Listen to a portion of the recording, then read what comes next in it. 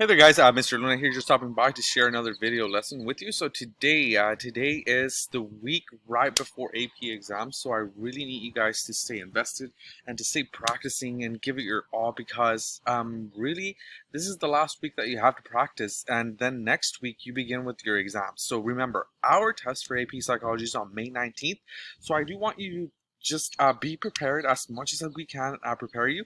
So let's go ahead and dive into the practice for today. Today we'll do an F part Q together.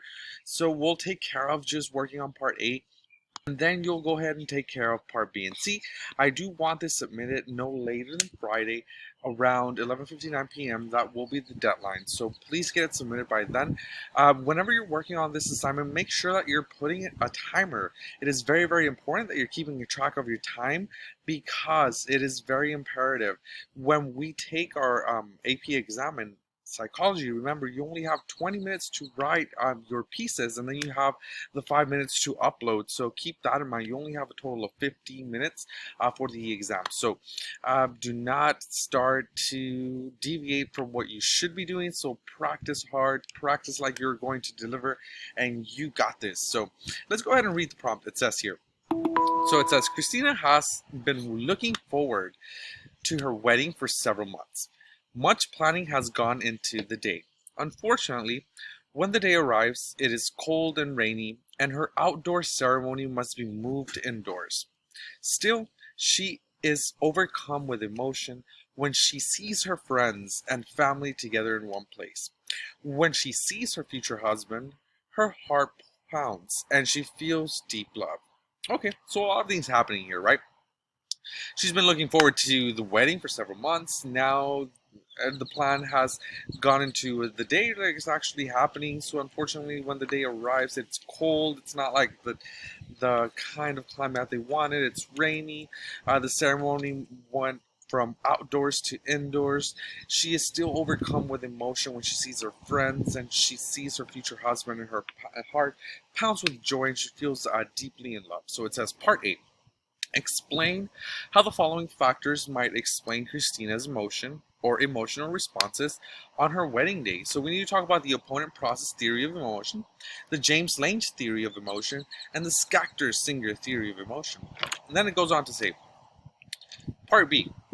Prior to the wedding, Christina's friends throw her a wedding shower to celebrate the upcoming nuptials.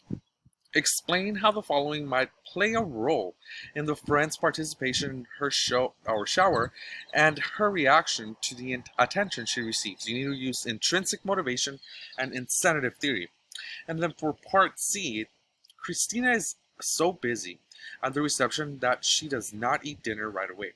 Finally, she takes some time to eat dinner and feels stuffed after. How might the following impact Christina's hunger? The drive reduction theory, and then the ventromedial hypothalamus.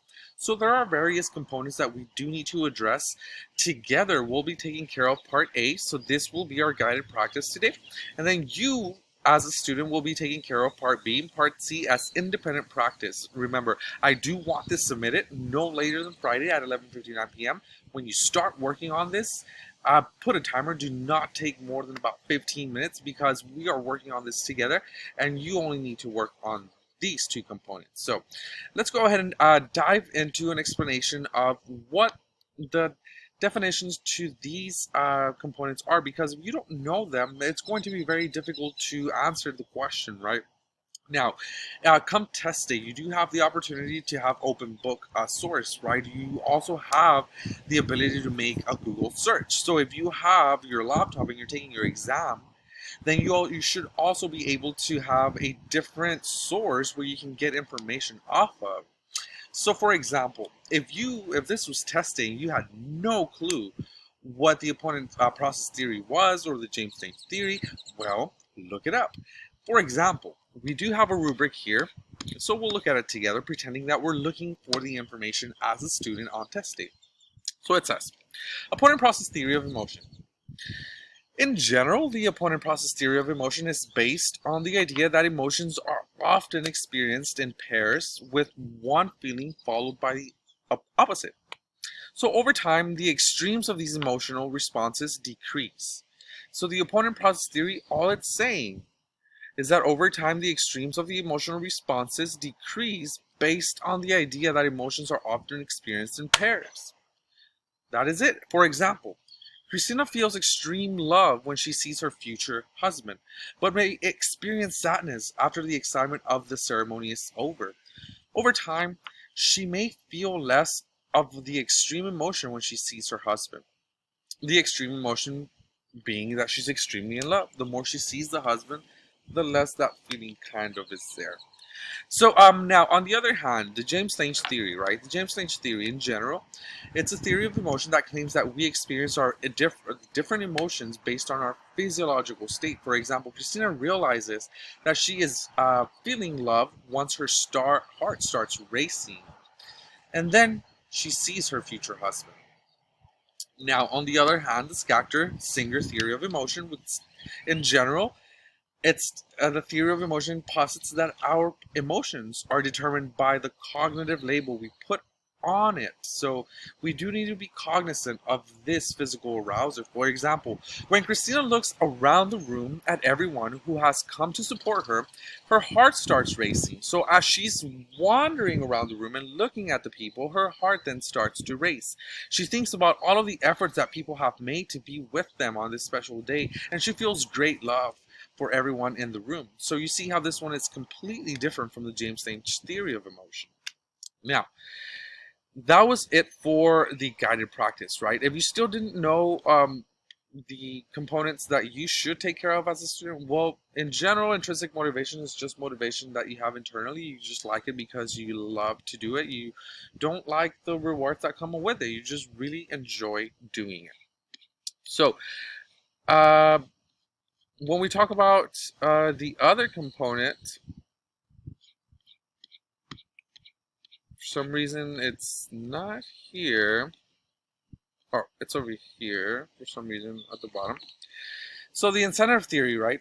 Incentive theory is based on the idea that we are motivated to engage in certain behaviors because of reward or external stimuli. So for example, Christina was looking forward to her wedding shower because all of the gifts that her friends were going to bring her.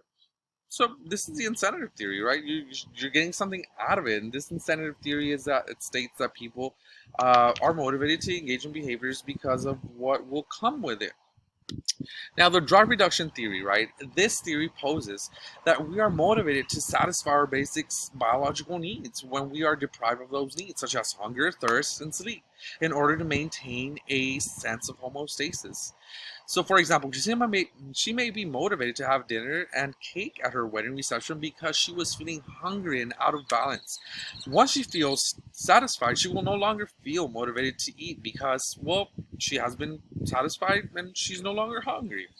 Now, the ventral medial hypothalamus. The ventral medial hypothalamus is one of the areas in the brain that contributes to the sensation of hunger. Remember, we stated that the ventral medial hypothalamus is the one that tells the individual or the organism to stop eating.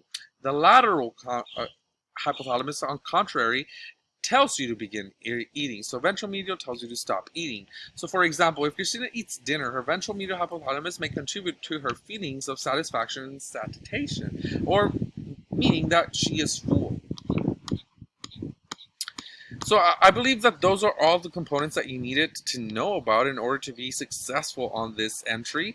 So now what we're going to do is actually talk about part A as a class. We're going to answer that, and then you will jump on to taking care of your individual section. So let's go ahead and keep it right here. So let's take care of opponent process theory of emotion. When we want to start this part, we just want to start the simple definition of what it is, one, and then we explain. So check it out. The opponent process theory of emotion claims that when one feels an extreme emotion, they will eventually feel the opposite of that emotion. If Christina felt great excitement in the planning and anticipation of her wedding, later she may feel disappointed because it did not turn out as planned. So you are completely set for opponent process theory now. Let's jump on to the next one. The James Lange theory of emotion indicates that physical reactions we experience are what cause our emotional responses. Definition. Explanation coming up. When Christina's heart races and she realizes she feels love, her physical state is determining her emotional state. Not to be confused with the Schachter-Singer theory of emotion. This theory indicates that there are two factors that go into our emotions.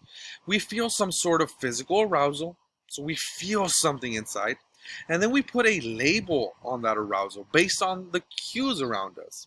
Because Christina has put so much time and energy into planning her wedding, when her heart is racing and she feels nervous the day of the ceremony, she thinks about all of the time and effort that has gone into planning of this day and is overcome with feelings of love. So we have explained it successfully, defined it, as well as the other three components. Now, we have successfully completed part A. Now, as a student, the next thing that you need to do is work on part B and part C. Complete part B and part C. It's not so difficult. Get it submitted by today. It shouldn't take you more than one day, really. But I'm giving you until Friday at 11:59 to get this submitted. You only have 4 words to work on. You have 4 words to define and 4 words to explain. It's not a lot to ask for, being that you are seniors and you're headed to the university. So have a great day, guys. Enjoy the rest of your day, and I will see you next time.